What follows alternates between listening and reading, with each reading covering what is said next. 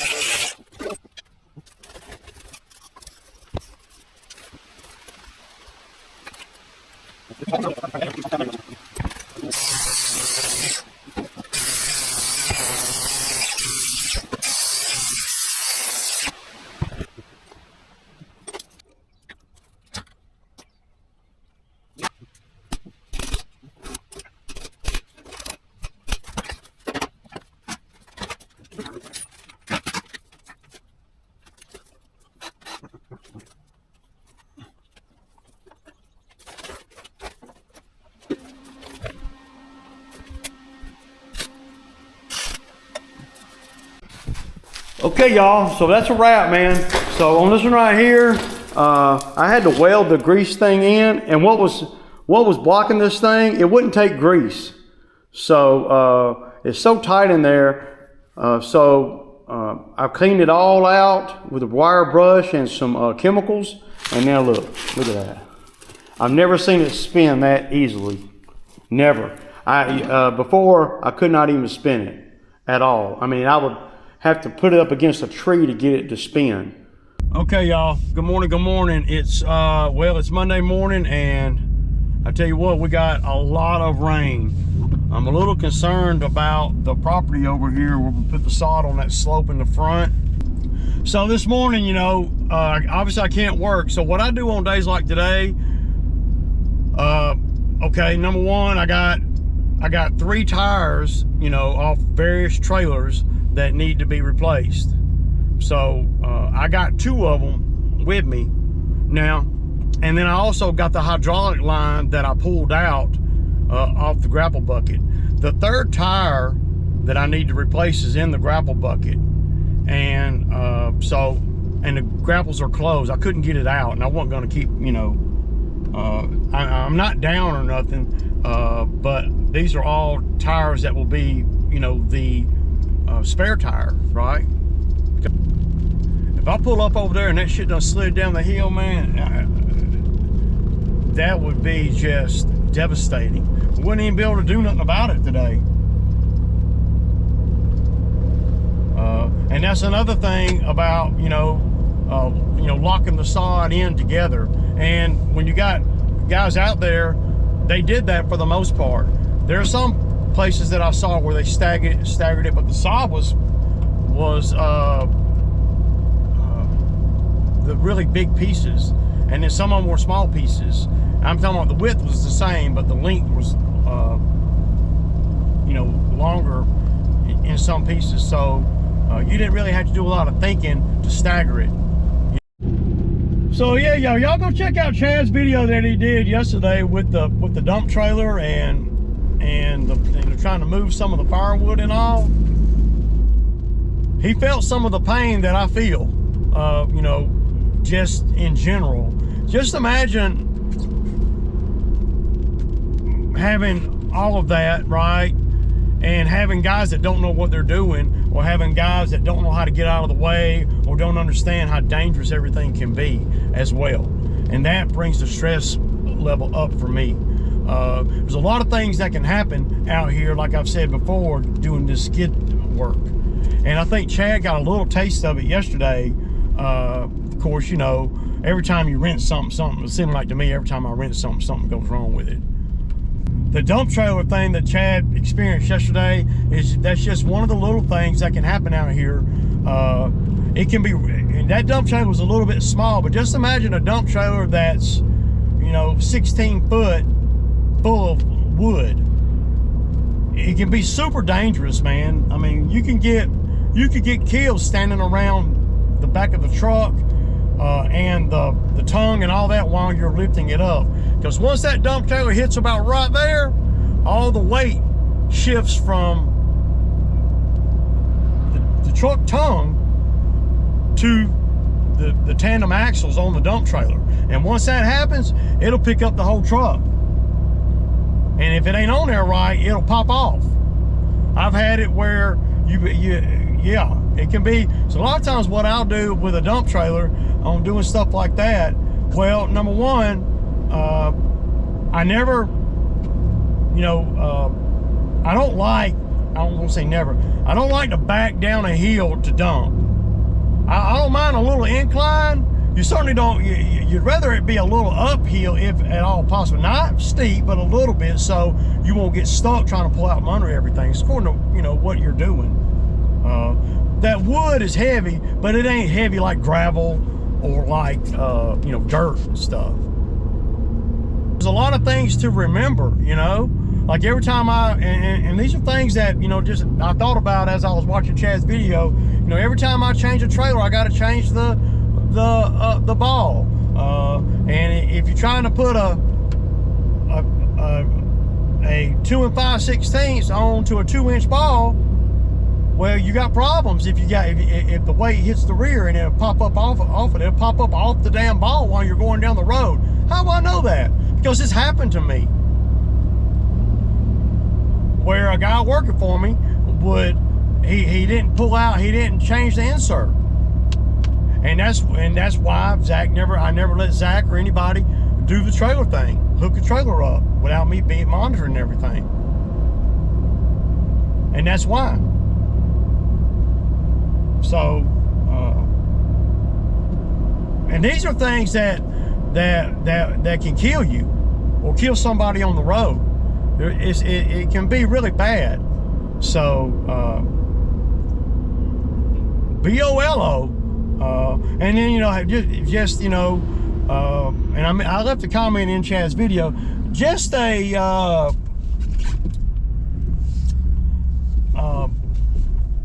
side note here, if you will, is when you're riding down the road and you see somebody pulling a skid or a Mini X or, you know, a piece of equipment, and that's what they do for a living, you'll notice the truck has dings and bings and scrapes and everything in it. And then you'll come in my comments, if it was me, you'll come in my comments and say, man, you ain't making all that money. Look at that piece of junk truck you driving. But that piece of junk truck is what you need out there, as long as it's mechanically sound, so you don't mess up your good truck. You're not gonna have a Denali out there, you know, pulling freaking stuff around and it not get dinged up, you know, in the skid steer dump trailer, moving material around and all that, carrying the machine and all that. If you got a machine like the skid and the damn and a nice brand new truck, that truck's gonna catch hell. It don't matter. You'll see. Yeah, and that's why I'm not a big believer in $100,000 trucks, because I know a rock's gonna fall off, something's gonna happen where you ding the damn truck with the trailer, or all the things that Chad was going through yesterday. I've had that shit happen so much, man, that I'm super weary about it now. The first 4 years of me doing this kind of work and getting a dump trailer and trying to do firewood and all that, and having to, you know, it was a total freaking stupid ass learning curve, for sure. Okay, I'm around the corner here. I'm gonna put y'all on the bumper so y'all can see it as I see it when I pull up.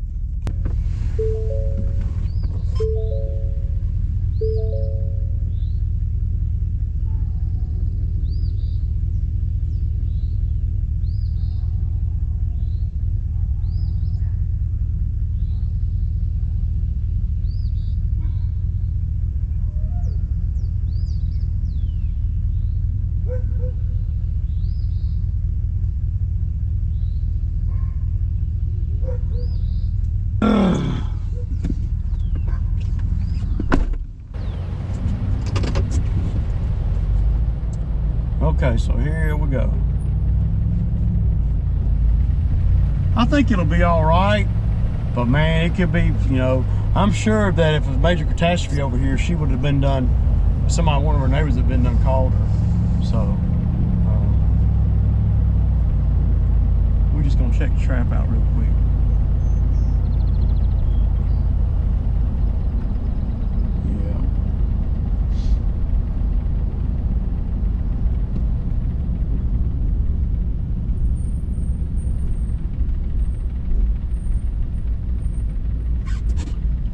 Looky. There it is, y'all. All held in place. That's great. Not even a lot of erosion, really. Shit. You gotta love that, man. Let me come in here and turn around. I love it, man. Boy, that makes me feel so good right there. I'm gonna get out and take the camera off the front of the truck. But it looks good. So if it can handle that kind of rain, now we just need some freaking 90-degree heat, man. But you're not gonna be able to hardly walk on it or nothing. I'm not even gonna try. You get to walking on that slope, one piece smooth, you'll slide down the freaking hill, man. I guarantee you, it's slippery as hell right now.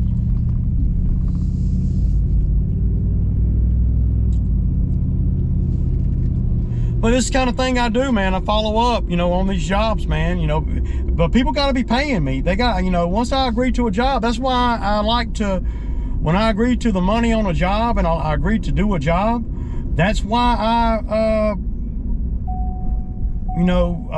well, that's why I try to demand so much money.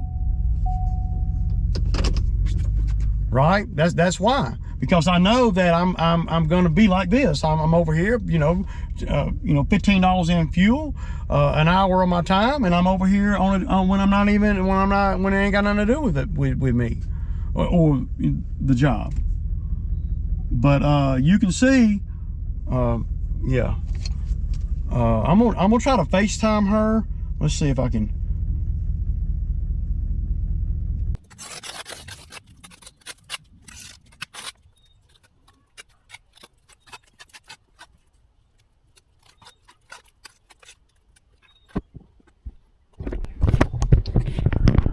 See how long that takes to drain out. That's a simple fix. That'll get most of that water out of there.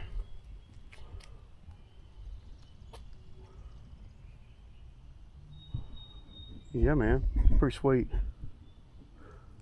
But y'all see it flowing. Well, you got mud all over the driveway, dude. It's gonna be fine. This is more important, get rid of the water. So I'll squirt this off with the water hose. We get rid of the water, not a big deal.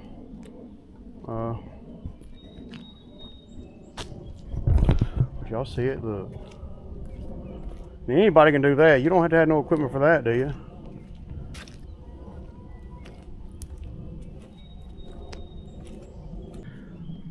So y'all see all that water's going away. So you could, I got a couple pieces of sod over there on the other side that we could put in there, and it'll grow. You can't put no machine on nothing. I'm gonna leave. Yeah, everything looks really good over here. So yeah, I'm gonna take a few pictures right here. Probably gonna trim some of these branches back and make this. This is gonna be grass, best we can. Look at all the rock in that. It ain't gonna hurt nothing, man. But you know, I need to bring some better dirt over here. So the next load of dirt we get, that's gonna go up in there. But you see that rock bed going around right there, around those trees? I'm gonna take all that out. I'm gonna make a straight line down through here. So y'all can see it's already trying to form another gully. But none of this dirt was really packed or anything. I didn't have time. We was too busy getting the sod down. So, and they got a bunch of rock right here. We might be able to use some of that rock to help us, but I want to get this tracked in right here. You know, she didn't want, I told her we could take the sod almost to the wood line. She didn't want it there because the tree's not going to allow it to grow. But there's a lot of work over here, tree work and everything. So we're gonna see if we can not really upsell, just do the things that are well, that you want to do while you've got a machine and while while you're spending. See, I'm the guy because it's a big inconvenience for the homeowner to have me here. Just be honest with you, you know. Yeah. So. And she may come back and say, Ray, I want to go on and do the rest of the yard with sod, and see that may be something she'll do. You just don't know. You know, she's spending a lot of money, but you know, I'm doing a lot of work too. So, and we're getting a lot done over here that you wouldn't even think about. So.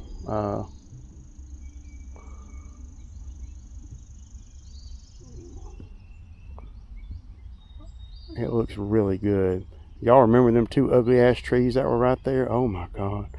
And then maybe in a year or two, they can top dress it, and that'll help with the grading and everything. A lot of people, when they do sod, it's well, the ground gives, the rain settles a little bit, and then they come back a couple of years after that and they top dress it, which is basically just throwing sand on it and spreading it around. So, and don't y'all know, every time it rains, I'm looking. And that's from me. But yeah. Okay, y'all. So I was in contact with the customer over there the whole time I was there, and she's good with everything. She does not want to do the side yet, and that's okay. I knew that was going to be, because it's going to be time consuming. So basically all I got left to do over there is seed and straw where we didn't put sod. Probably about probably about 4,000 square foot of seed. So I'll bring a guy over here later in the week and we'll do that, because there's so much water on the ground right now. I don't even want to be walking in it, man.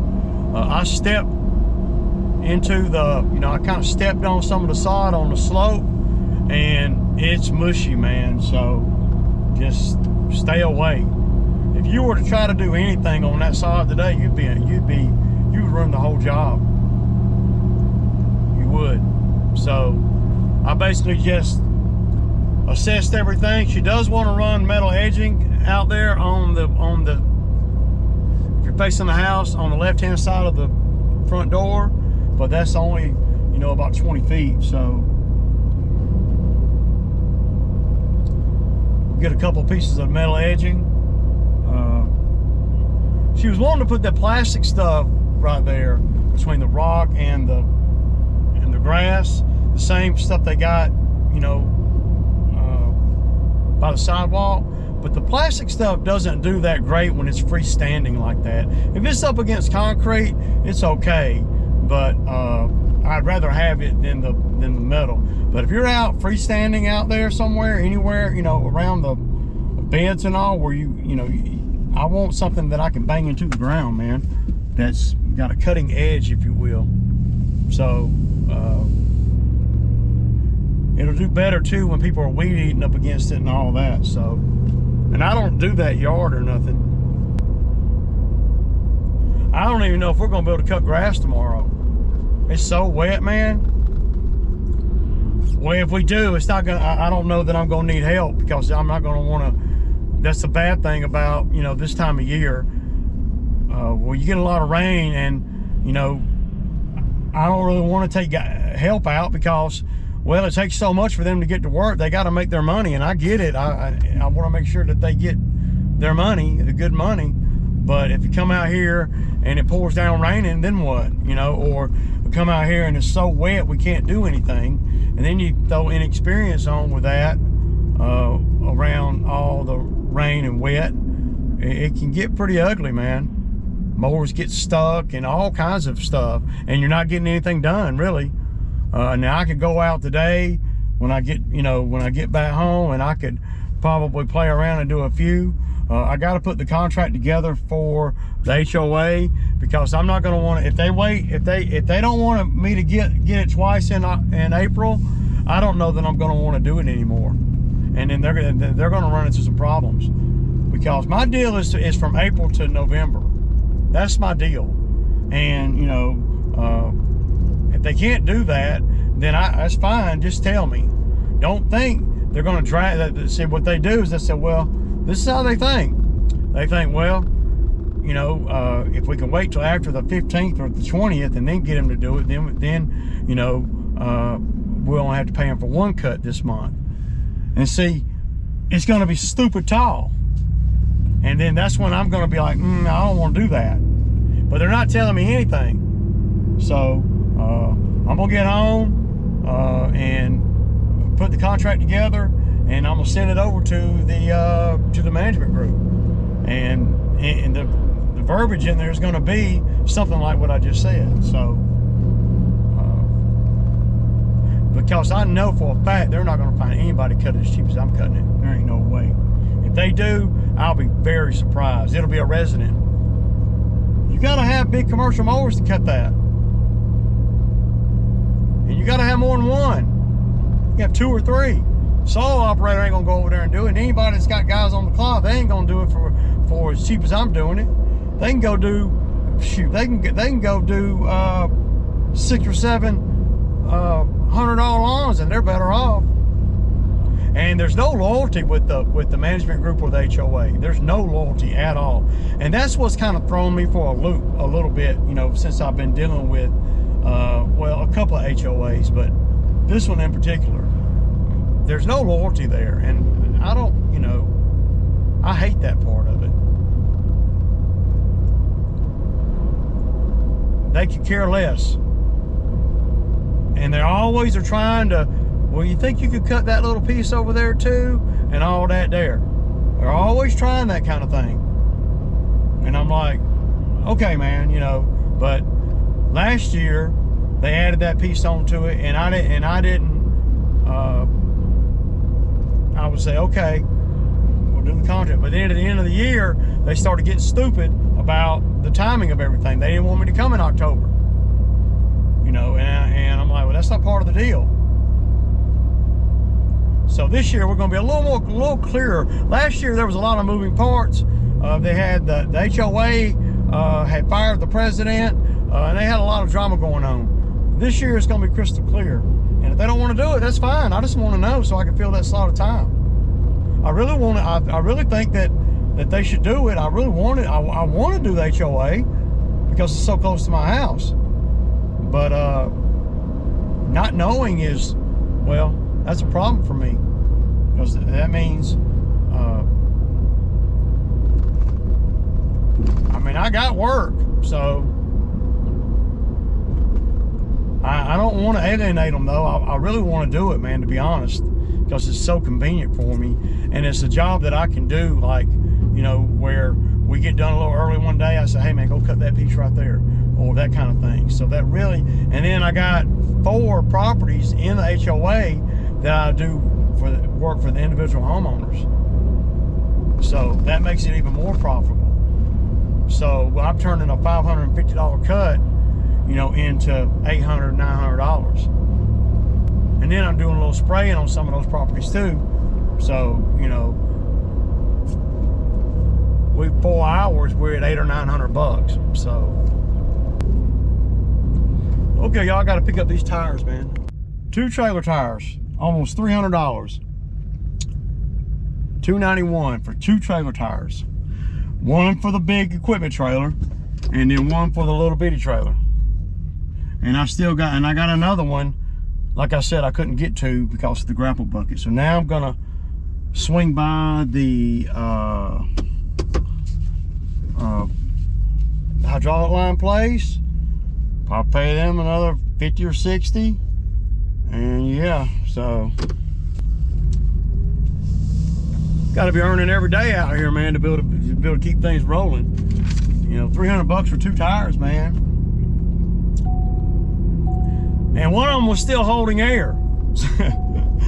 And that was about all it was doing. And no tread, it was showing wires, but it was still holding air, man. Makes you just about want to go ride all the way. I might have been able to use that thing for another month. But yeah, but I'm gonna grab this hydraulic line, man.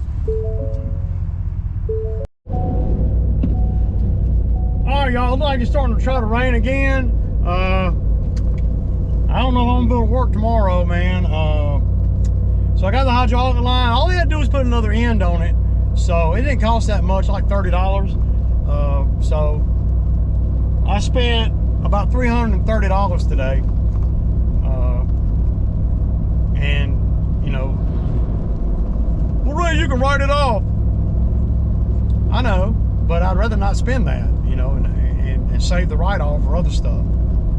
But you gotta spend your money on stuff like this if you wanna damn, you know, make decent money out here.